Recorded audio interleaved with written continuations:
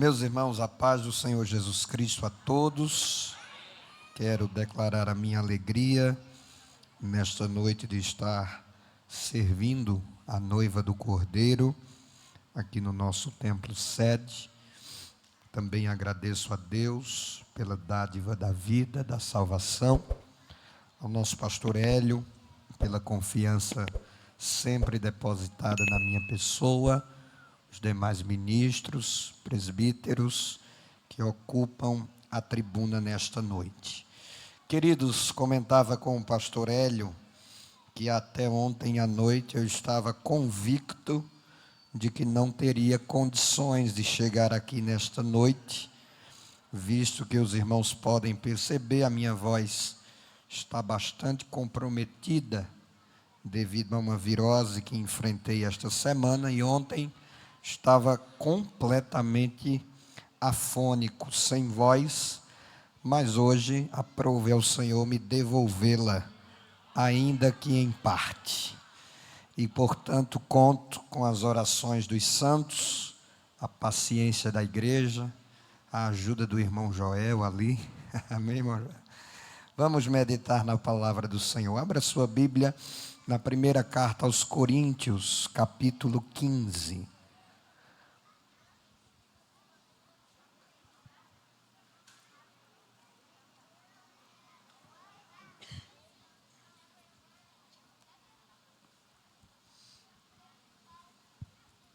Primeira Coríntios, capítulo 15, verso 13, a partir do verso 13.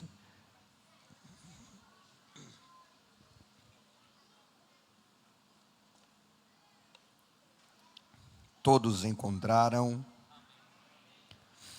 Vamos aguardar mais um pouco.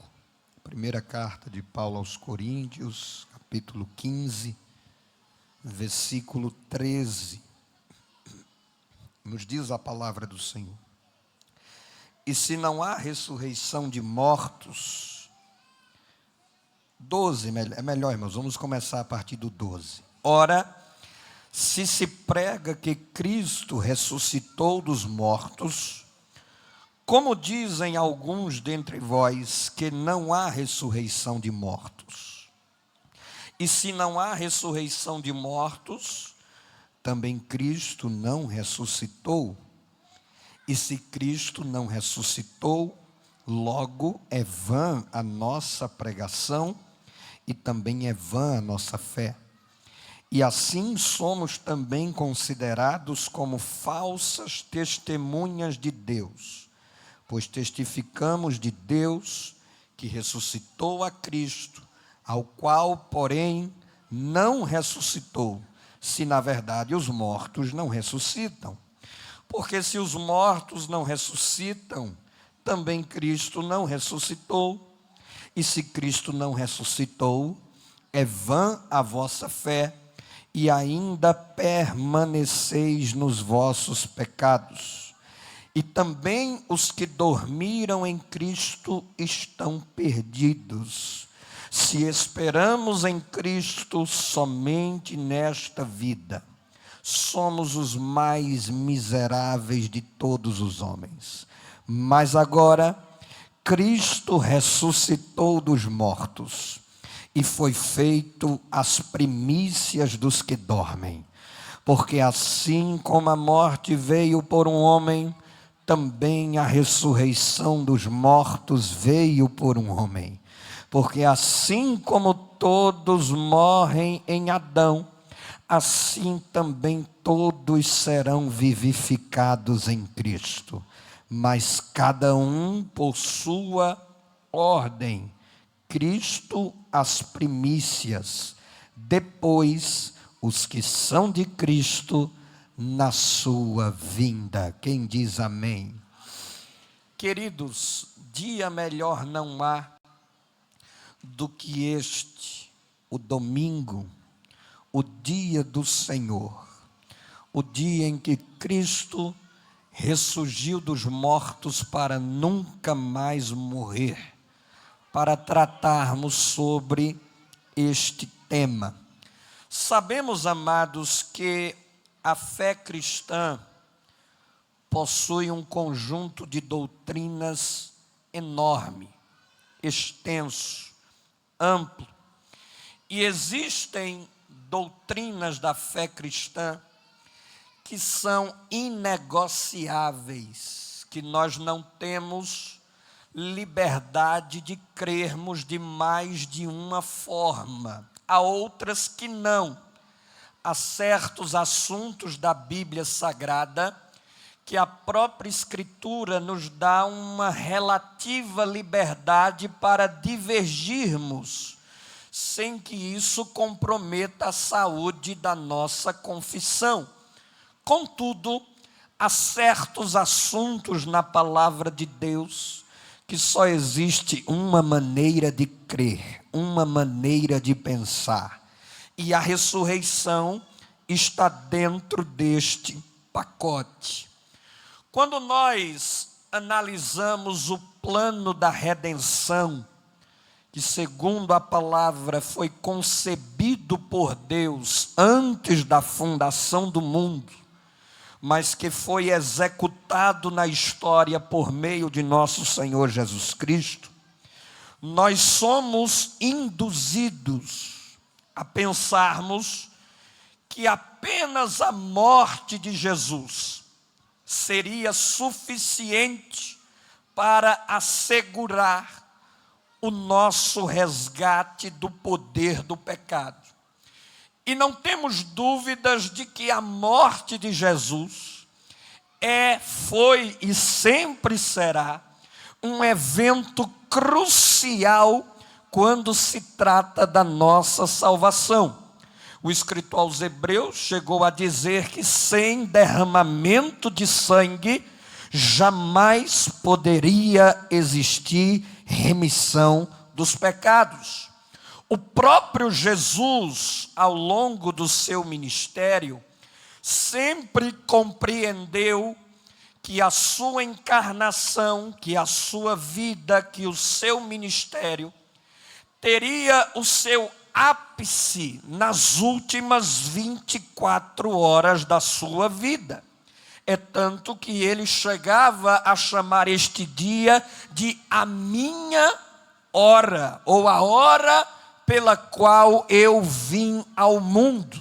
Se os irmãos lerem os evangelhos, principalmente o evangelho de João, vão perceber que a história do ministério de Jesus, ela evolui de acordo com a proximidade da chegada desta hora. Quando ela ainda está longe, ele diz a Maria: a minha hora ainda não é chegada. Quando ela já está se aproximando, ele diz em João 16:32, a minha hora se aproxima. E quando ela chega, ele diz em João 12:23, a hora do Filho do Homem chegou. Glória a Deus.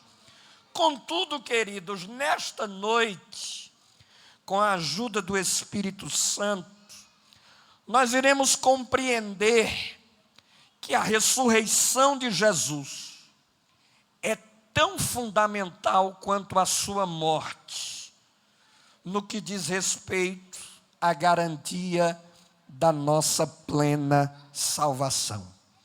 Quando Paulo escreve o capítulo 15 da primeira carta a Corinto, uma igreja gentílica, ao que tudo indica, alguns membros da igreja de Corinto estavam sendo influenciados pelo pensamento filosófico grego, que considerava a ressurreição do corpo um delírio, uma loucura.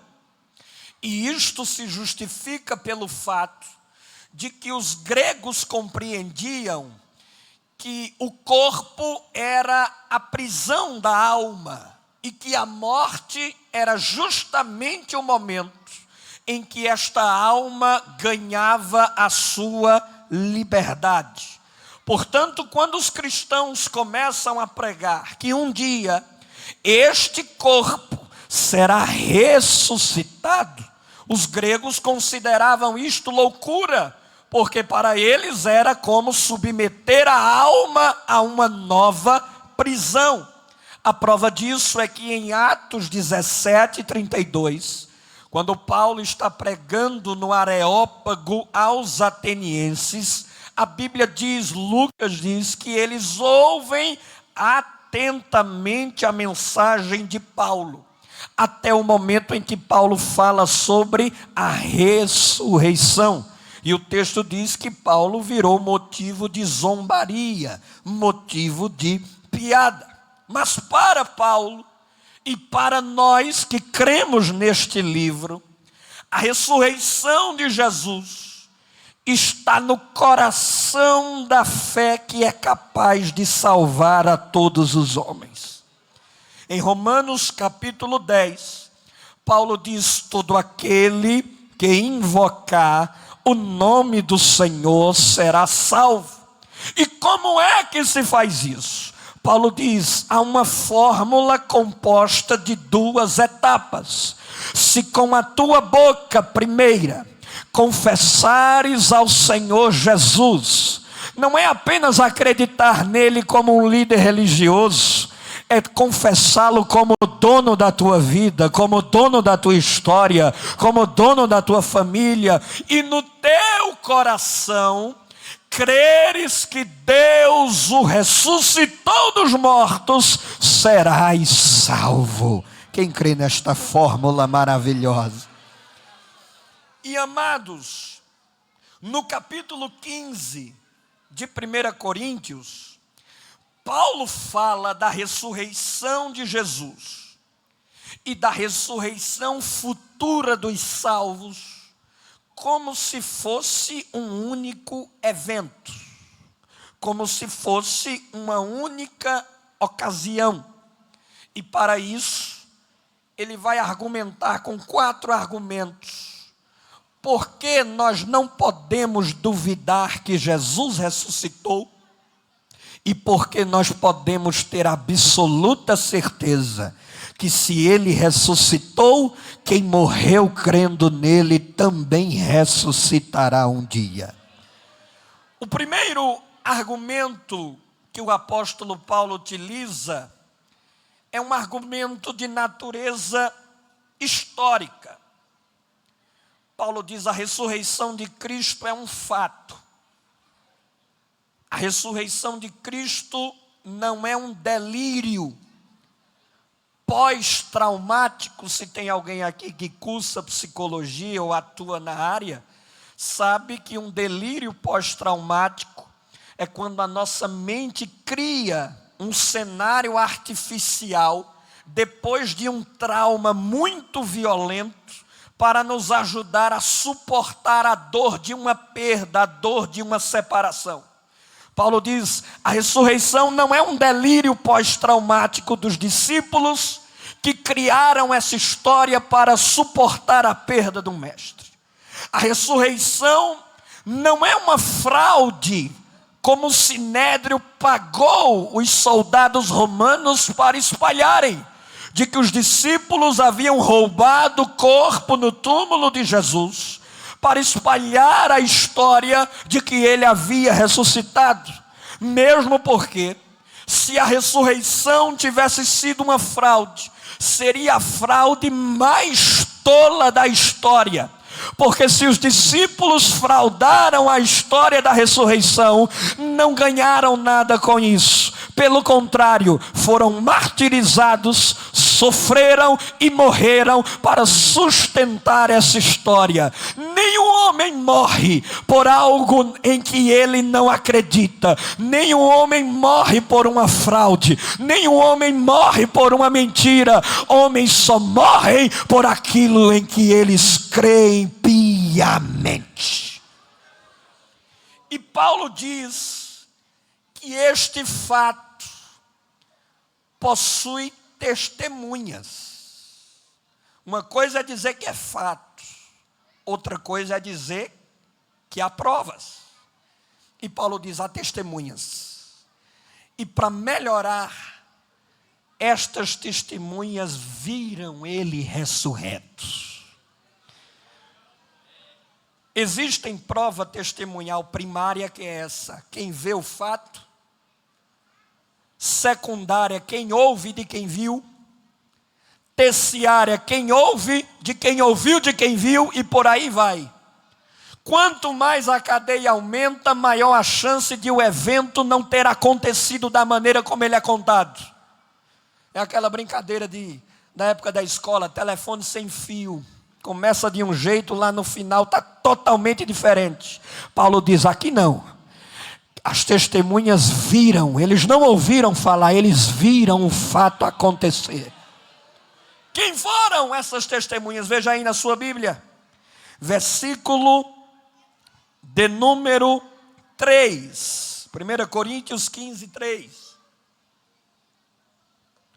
Porque primeiramente vos entreguei o que também recebi, que Cristo morreu por nossos pecados, segundo as Escrituras. 4. E que foi sepultado e que ressuscitou ao terceiro dia, segundo as Escrituras. Pode seguir. Primeiro, e que foi visto por Cefas. Cefas é Pedro. Esta aparição de Jesus a Pedro é registrada em Lucas 24, 34. Logo depois de ele encontrar o túmulo vazio e depois reencontrar-se com Jesus no cenáculo. Depois de Cefas, segundo grupo de testemunhas, apareceu aos 12 no cenáculo em duas ocasiões. A primeira quando Tomé está ausente e a segunda quando Tomé está presente. Agora a próxima é extraordinária. Depois foi visto uma vez por quantos, gente? Por quantas pessoas? Por mais de 500 irmãos. Dizer que uma pessoa mentiu é uma coisa. Dizer que 12 pessoas mentiram é uma coisa. Dizer que 500 pessoas estão mentindo ao mesmo tempo é muito diferente.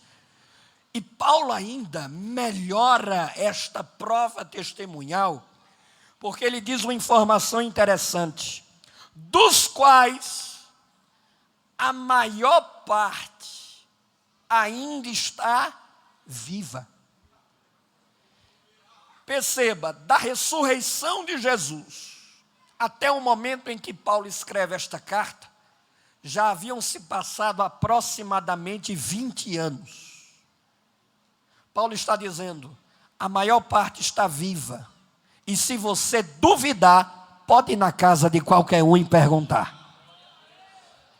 Irmãos, você acha que alguém que tem dúvida correria o risco de ser desmentido, desmascarado, apelando para que a história fosse confirmada? Só alguém que tem uma certeza absoluta do fato faria este desafio. Continue, versículo 7. Depois foi visto por quem? Tiago. Este Tiago aqui é o irmão de Jesus, que por sinal nem cria nele, porque está em João que os irmãos de Jesus não criam nele. Mas quando Jesus se encontra com Tiago, Tiago não somente passa a crer nele, como se torna o maior líder da igreja em Jerusalém. Depois, por todos os apóstolos, e por fim, versículo 8, e por derradeiro de todos, apareceu também a mim o próprio Paulo. Portanto, a ressurreição de Jesus é um fato, apoiado em provas concretas. Mas Paulo não fica apenas no argumento técnico. Ele também nos dá um argumento lógico para crermos que Jesus ressuscitou. E o argumento de Paulo é o seguinte: se nenhum morto pode ressuscitar, se a ressurreição dos mortos do corpo não existe, então Cristo não poderia ter ressuscitado. A grande contradição na igreja de Corinto é que eles diziam, Jesus ressuscitou, mas quem morreu crendo nele não irá ressuscitar. E o argumento de Paulo é tudo ou nada. Ou ninguém ressuscita, ou se Jesus ressuscitou, quem morreu crendo nele também tem que ressuscitar. Ou uma coisa ou outra. E ele vai demonstrar de forma lógica pelo menos 3 consequências catastróficas para nós, se Jesus não houvesse ressuscitado. A primeira delas está no versículo 13 ao 16. E se não há ressurreição de mortos, também Cristo não ressuscitou. Até aí, até o 13. Se Jesus não tivesse ressuscitado, isto é sinônimo de que ele havia sido derrotado pela morte. E se Jesus houvesse sido derrotado pela morte, ninguém mais poderia vencê-la. Porque este homem chamado Jesus havia dito: eu sou a ressurreição e a vida. Aquele que crê em mim, ainda que esteja morto, viverá. E aquele que crê em mim nunca morrerá. Este homem chamado Jesus havia dito: aquele que crê em mim não entrará mais em condenação, porque já passou da morte para a vida.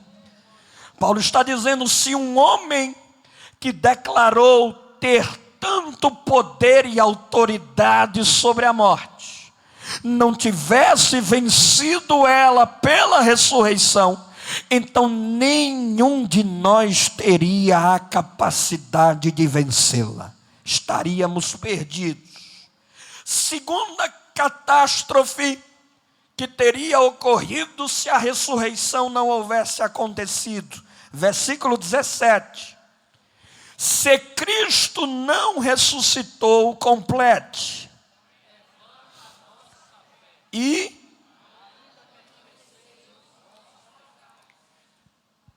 se Cristo, queridos, tivesse sido vencido pela morte, considerando que o salário do pecado é o quê? Isto seria um atestado de que a morte tinha algum direito sobre ele. E se a morte tivesse algum direito sobre Jesus, jamais ele poderia ter morrido no nosso lugar. Porque se a morte de Jesus é uma morte substitutiva, ele está morrendo a morte de outros, porque ele mesmo não merece morrer. Se ele não ressuscita dos mortos, a mensagem que fica é que nele havia alguma falha que justificasse ele continuar morto. E se Jesus tivesse alguma mácula, ele não poderia ter tirado os nossos pecados. Por isso Paulo disse: Jesus não ressuscitou, vocês, eu, todos nós continuamos nos nossos pecados. No versículo 56, veja aí 1 Coríntios capítulo 15, versículo de número 55, Paulo diz: onde está a morte, o teu aguilhão? Onde está o inferno, a tua vitória? 56, o que é o aguilhão da morte? Ora, o aguilhão da morte é o...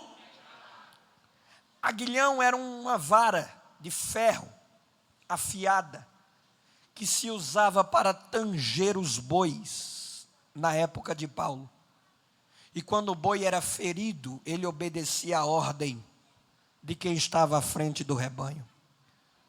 Por que a morte dói tanto?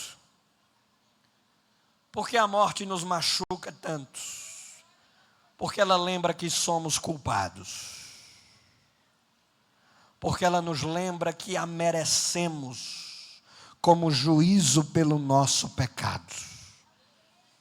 E é por isso que, de forma paradoxal, Jesus não é derrotado pela morte quando morre. Porque Jesus morre sem ter culpa para morrer. E quando ele morre, sem ter culpa nenhuma que justifique ele morrer, ele está matando a morte morrendo. Jesus é homem, Jesus tem corpo, mas a morte não tem poder sobre ele, porque ele não tem culpa dentro de si. A morte pode se gloriar quando leva cada ser humano desta terra, mas naquele dia, diante daquele homem no Calvário, a morte saiu humilhada e vencida, porque Jesus havia dito: nem a morte consegue me matar, ninguém tira a minha vida, eu mesmo a dou e eu mesmo a tomo de volta a hora em que eu quiser. Só quem pode adorar a Ele que venceu a morte. Depois do Calvário, a morte é um escorpião sem veneno. Depois do Calvário, a morte é um escorpião sem ferrão. Depois do Calvário, a morte já não nos dá pânico, já não nos dá medo. A morte já é um inimigo vencido pelo Cordeiro.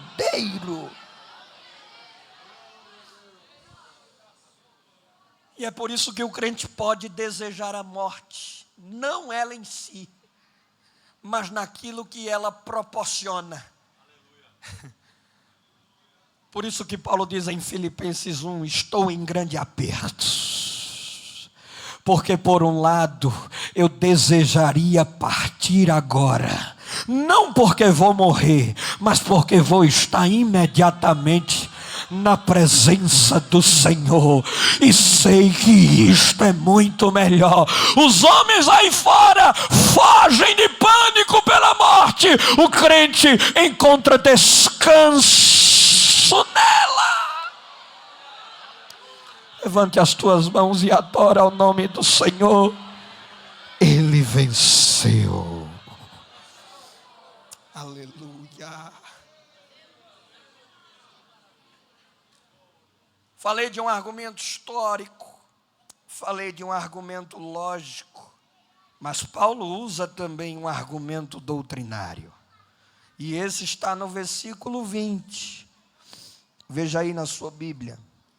1 Coríntios capítulo 15, versículo de número 20. Diz o quê? Mas agora Cristo ressuscitou dos mortos e foi feito o quê, queridos? As primícias dos que dormem. Paulo está fazendo alusão a um costume que está registrado lá no livro do Levítico, no capítulo 23, versículos 10 e 11. No Antigo Testamento, todas as vezes em que se ia colher o fruto da plantação, o sacerdote tirava o primeiro feixe colhido e o apresentava ao Senhor. E quando o sacerdote ofertava aquela primícia, aquilo era a garantia de que no ano seguinte Deus daria uma nova colheita.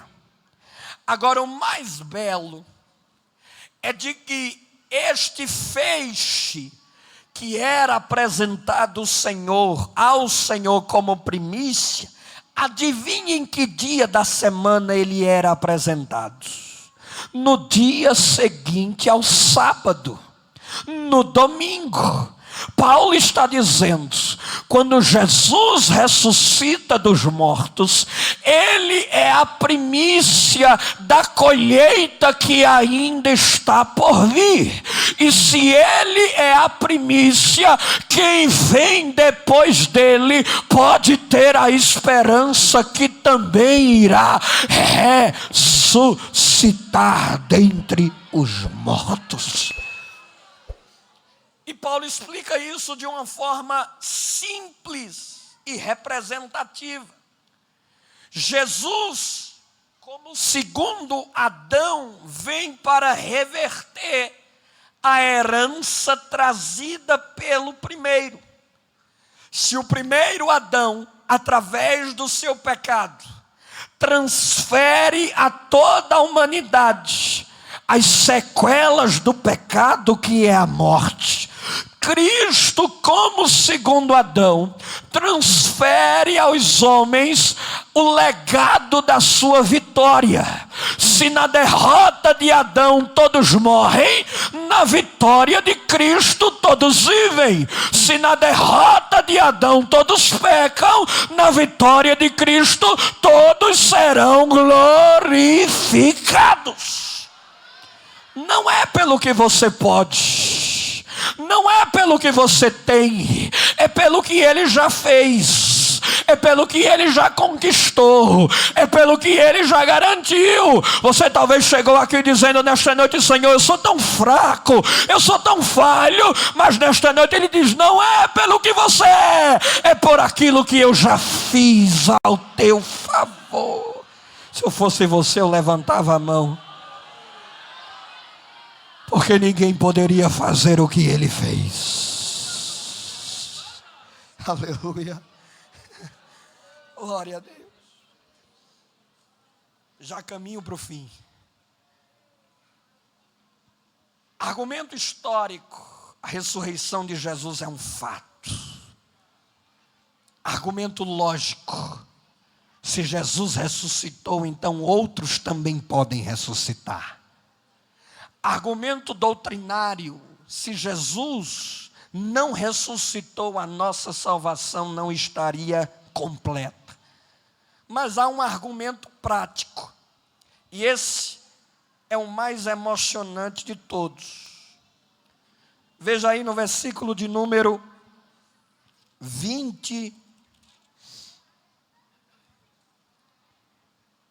30, versículo de número 30. Paulo pergunta: por que estamos nós também a toda hora em perigo? 31. Eu protesto que cada dia morro, gloriando-me em vós, irmãos, por Cristo Jesus nosso Senhor. 32. Se como homem combati em Éfeso contra as bestas, o que me aproveitaria isso, se os mortos não ressuscitam? Comamos e bebamos, porque amanhã morreremos. Paulo diz: a nossa vida cristã não pode terminar somente nisso aqui. Não há sentido sofrer tanto por Jesus, se tudo termina quando o coração para de bater. Não há significado nenhum no peso da cruz que carregamos, se não houver algo para além desta vida. Não há absolutamente nenhum sentido nas nossas experiências, se nós não pudermos esperar em algo além do que está para os nossos olhos. Porque Paulo diz: olha, todos os dias eu estou correndo perigo de vida. Todos os dias eu estou me colocando em risco, por amor à causa do Evangelho. E ele está dizendo: se os mortos não ressuscitam, eu estou perdendo tempo. Quem tem razão é o povo aí fora. Paulo está dizendo: se os mortos não ressuscitam, comamos, bebamos, porque amanhã morreremos. Traduzindo, se a vida só é isto aqui, então de fato não há sentido em renunciar a nada, porque tudo termina na sepultura. Mas ele diz: se nós esperarmos em Cristo, somente nesta vida, seríamos os mais miseráveis dentre os homens. Mas Cristo ressuscitou. E se Ele ressuscitou, Paulo diz, nós também iremos ressuscitar com Ele um dia. Levanta a tua mão e eu quero dar uma palavra de esperança para o teu coração. Tudo que tu estás passando não é em vão. Tudo que tu estás passando não é sem propósito. Tudo que tu estás passando não é inútil. Esta enfermidade que tem atormentado o teu corpo não é sem propósito, não é em vão. Jesus te trouxe aqui nesta noite para dizer, há uma esperança. A tua vida não termina neste ponto.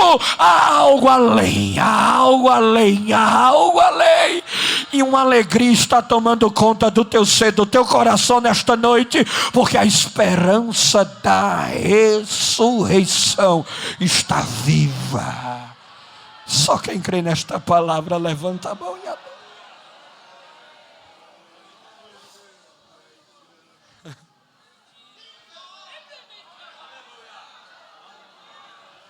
A esperança.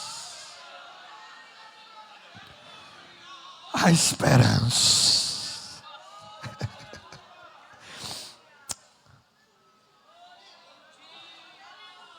Aleluia.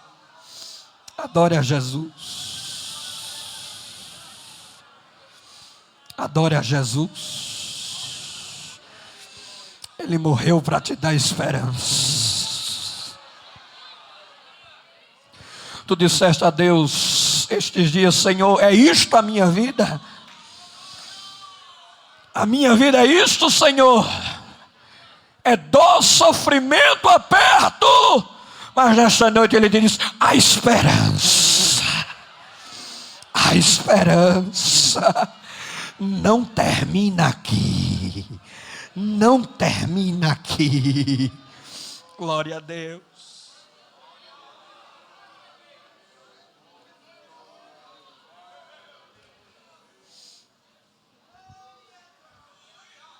E como é este corpo?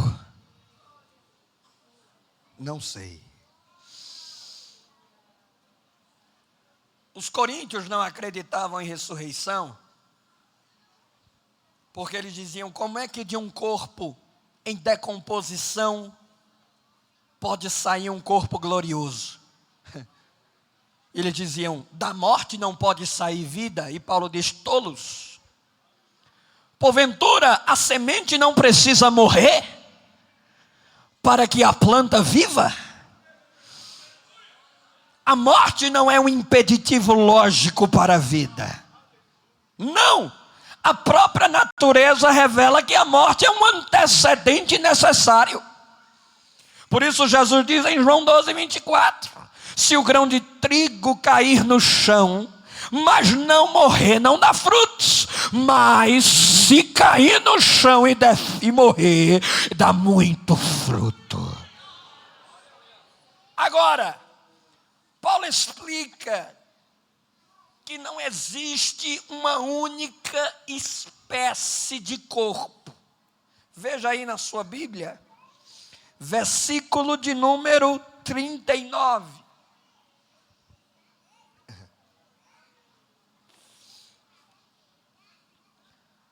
Nem toda carne, carne aqui é sinônimo de corpo, é o quê?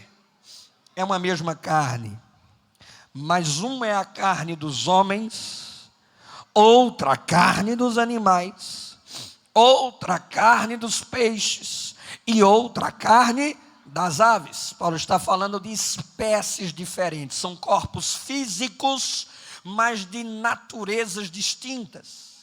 Continua, 41, 40, e há corpos celestes e corpos terrestres, mas uma é a glória dos celestes e outra a glória dos terrestres. 41, uma é a glória do sol, outra a glória da lua, outra a glória das estrelas, porque uma estrela difere em glória de outra estrela. Paulo está dizendo, até entre os corpos celestes há diferença. O brilho de uma estrela não é igual a outra. O brilho de uma constelação não é igual a outra. E por que em relação ao corpo da ressurreição não pode ser diferente? Porque ele diz no versículo 42, assim também a ressurreição dos mortos. Semeia-se o corpo em corrupção, ressuscitará em incorrupção. Semeia-se em ignomínia, ressuscitará em glória. Semeia-se em fraqueza, ressuscitará em vigor. Semeia-se corpo animal, ressuscitará corpo espiritual.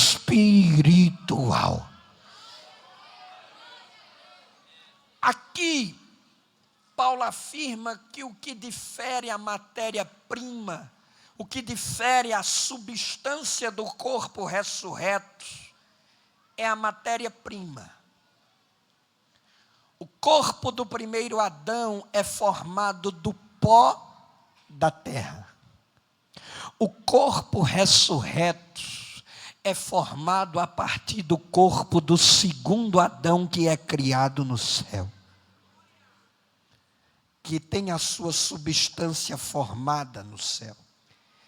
E este corpo ressurreto, que nós receberemos por ocasião da ressurreição, o único parâmetro que nós temos para entendê-lo é o próprio Jesus.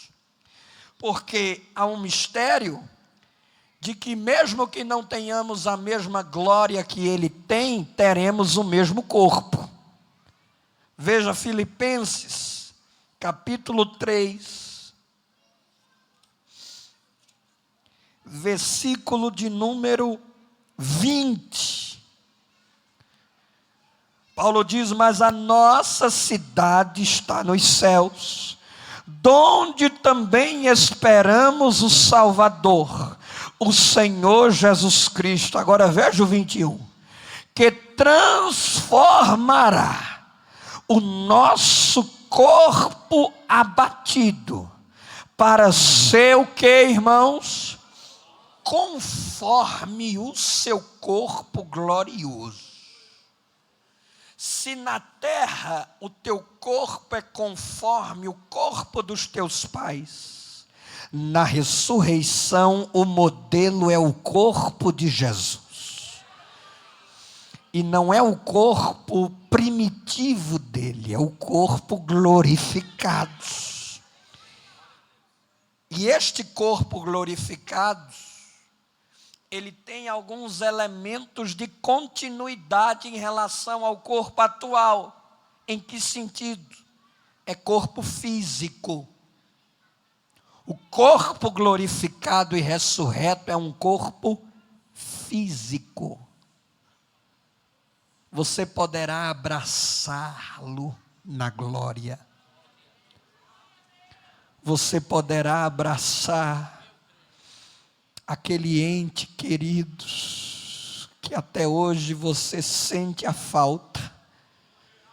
Jesus te dará um corpo capaz de tocar, capaz de sentir, capaz de abraçar. Por quê? Porque ele ressuscitou com um corpo assim. Quando ele apareceu aos 12, em Lucas e também no Evangelho de João, Tomé tomou um susto. E ele disse, Tomé, toca em mim, porque um fantasma não tem ossos e carne como vocês veem que eu tenho. Em Lucas 24, 42, Jesus ressurreto comeu peixe com os seus apóstolos. Em Mateus 26, ele diz, não beberei mais do fruto da vide, agora, até que eu beba de novo convosco no reino de meu Pai. Portanto, o corpo ressurreto, o corpo glorificado, é um corpo físico, é um corpo tangível, mas é um corpo transcendental. Porque corpos físicos naturais estão presos à gravidade. O corpo físico ressurreto de Cristo, não. O corpo físico ressurreto que você e eu receberemos, também não. Corpos físicos naturais dependem do funcionamento dos seus órgãos. O corpo físico ressurreto, glorificado, não. A fonte de vida não será apenas um coração batendo, será a presença do Cordeiro, e dele nós extrairemos a vida, a vida, a vida. Fisionomia, aqui é mistério. Nos reconheceremos lá. Nos reconheceremos lá. Jesus diz que nos assentaremos à mesa com Abraão, com Isaac e com Jacó. Agora, tudo que nesta fisionomia é alguma sequela e deformidade do pecado, será instantaneamente banido deste corpo glorificado. Eu quero dizer a você, meu irmão, que se você hoje sofre com uma limitação física, com uma deficiência, isso está em contagem regressiva. Há um corpo perfeito aguardando por você naquele dia. E que dia é esse? Paulo responde no versículo de número 51. Veja aí para nós concluirmos. 1 Coríntios capítulo de número 15, versículo 51. E eis aqui vos digo um mistério. Na verdade, nem todos dormiremos, mas todos seremos transformados. Por que seremos transformados? Porque no versículo 50, Paulo diz que este corpo não pode herdar o reino. Carne e sangue não podem herdar o reino. Esta natureza aqui não suporta a densidade da glória do reino de Deus. Por isso que quando João tem as visões do Apocalipse, ele vai em espírito, mas o corpo fica. Agora, quando a substância deste corpo for trocada e glorificada, não haverá problema. E Paulo diz: todos seremos transformados quando? Versículo 52. No momento. A palavra momento aqui, um instante, é átomo.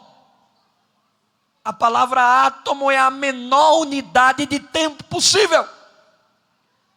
Vá quebrando o tempo, 1 hora, 10 minutos, 1 minuto, 1 segundo, 1 décimo, 1 centésimo, 1 milésimo, até o infinito. Quando chegar no átomo, é a menor quantidade de tempo possível de ser cronometrada. Paulo diz: vai ser nessa velocidade.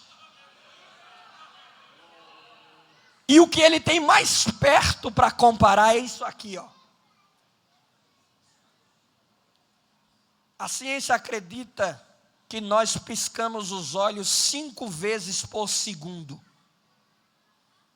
Tem crente aí piscando para ver se é verdade. Um piscar de olhos, 150 milionésimos de segundo, acredito que é isso. Milissegundos. É tão rápido que o cérebro não vai processar. Haverá crentes que estarão no leito do hospital,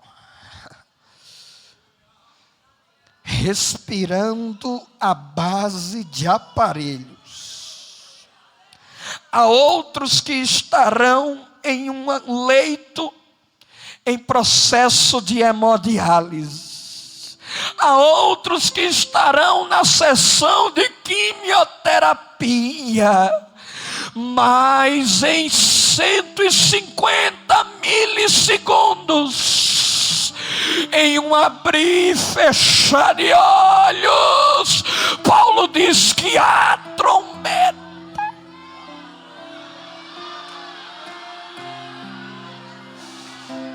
trombeta soará.